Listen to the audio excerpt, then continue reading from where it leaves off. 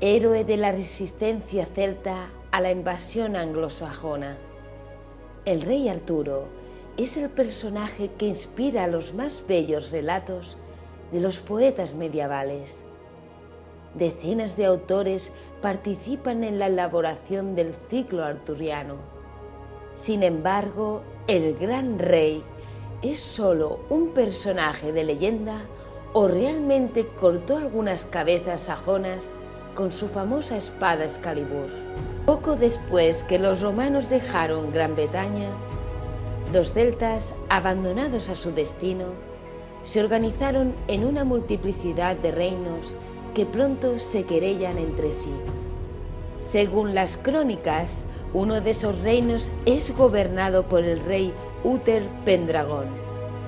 Gracias a la astucia de su druida Merlín, Uther logra abusar a la mujer de uno de sus enemigos, la bellísima Ingrainé. 9 meses más tarde nace Arturo, quien es educado por Merlín. Ya adolescente, Arturo revela su sangre real levantando la espada de Excalibur de la roca. Une los reinos de Inglaterra y hace retroceder al invasor sajón, persiguiéndolo hasta el continente. Junto a su mujer Ginebra, ejerce su reinado en la magnífica ciudad de Camelot, donde reúne alrededor de una inmensa mesa redonda a formidables caballeros: Gawain, Kai, Percival, Lancelot, Tristán. Sin embargo, sin saberlo, tuvo un hijo de su media hermana, el hada Morgana. Este hijo, Mordred, vuelve un día a la corte del rey y reivindica la corona. Después de una batalla, ambos hombres se matan entre sí y Arturo, agonizante, ordena arrojar su espada a un lago. La espada mágica es entregada al hada Viviana, la dama del lago, que crió a Lancelot y embrujó a Merlín. Los autores medievales se esfuerzan, a veces torpemente, por dar al relato un toque moralista propio del mundo cristiano. A finales de la Edad Media, los héroes sensuales y violentos de la tradición celta se vuelven piadosos y virtuosos, casi insulsos.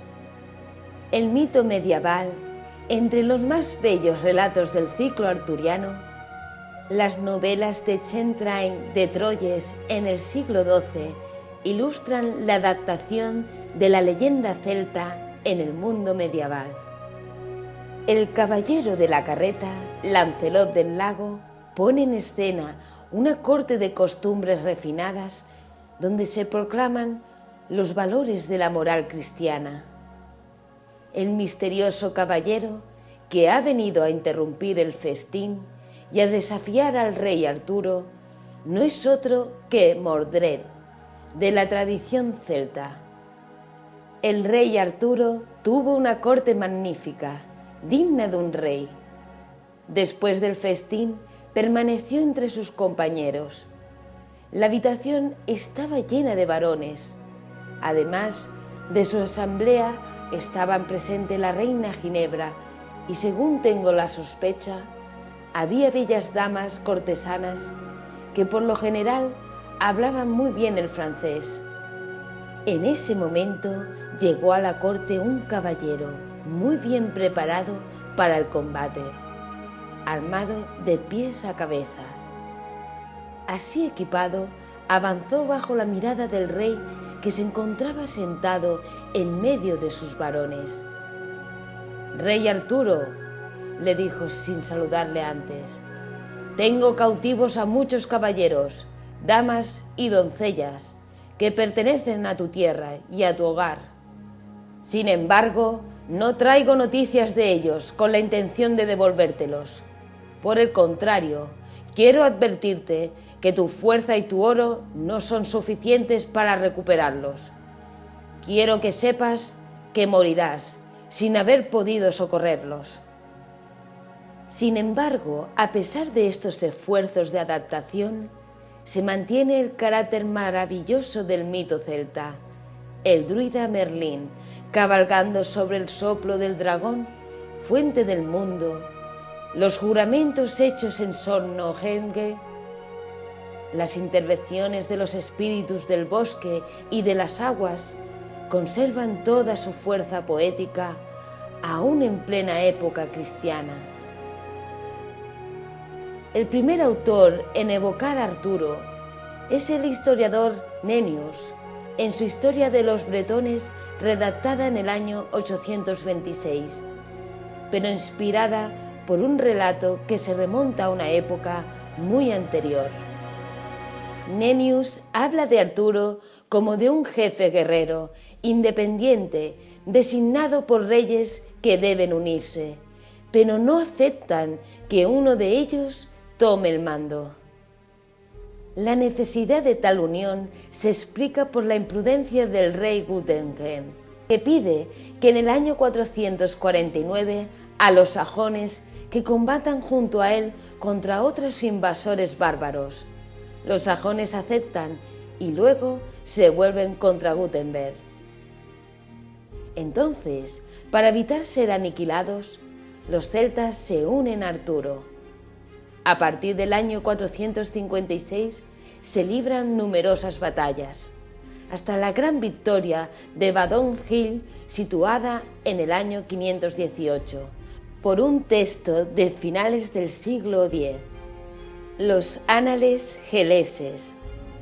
Estos mismos ánales ubican la muerte de Arturo en Camlan, en el año 529. Para ese entonces habría tenido más de 90 años. Numerosos historiadores han intentado ubicar Camelot, la capital de Arturo, cuyo nombre viene de Camulus, dios celta de la guerra. Se ha situado a Camelot en Cornualles, en el Somerset o en el país de Gales. Sin embargo, lo más seguro es situar la ciudad que inspiró a la leyenda en Devonshire. Los arqueólogos encontraron en Cadbury los vestigios de poderosas fortificaciones circulares, restos de la más importante plaza fortificada de esa época que haya sido descubierta. Si un rey luchaba efectivamente en esta época contra el invasor, es lógico que Cadbury haya sido su capital. Entonces, ¿existió Arturo? No hay duda que a finales del siglo VI las invasiones sajonas fueron efectivamente frenadas y repiladas durante un tiempo. Para obtener dicho resultado fue necesario, en primer lugar, la alianza de los numerosos y beligerantes reyes celtas. Para mantenerse esta alianza debía tener un jefe que no estuviera comprometido con ninguna de las partes. Tomando en cuenta su éxito militar, este jefe era sin duda un antiguo oficial romano, un hombre rendido a la estrategia y al arte de la guerra.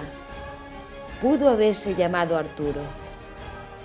La Inglaterra de los primeros tiempos, a partir del año 54 a.C. y durante algunas décadas, Julio César estableció su dominio sobre la isla celta, debilitada por sus divisiones. La paz romana reina en Inglaterra, protegida de las incursiones que los pictos lanzan desde Escocia, por un inmenso muro que el emperador Adriano hace construir en el año 122. El país prospera, se levantan ciudades, se construyen caminos, las élites se romanizan. Sin embargo, el imperio se debilita. En el continente, la presión de los bárbaros se vuelve cada vez mayor. En el año 367, francos y sajones intentan desembarcar en Inglaterra, pero son repelidos por las legiones romanas. Sin embargo, el movimiento es irreversible. Roma agoniza, En el año 410, el emperador Honorio llama de vuelta a las tropas estacionadas en Gran Bretaña. Abandona el país a su suerte, dejándoles a los celtas la tarea de velar por su propio destino. Comienza entonces la historia de las guerras arturianas.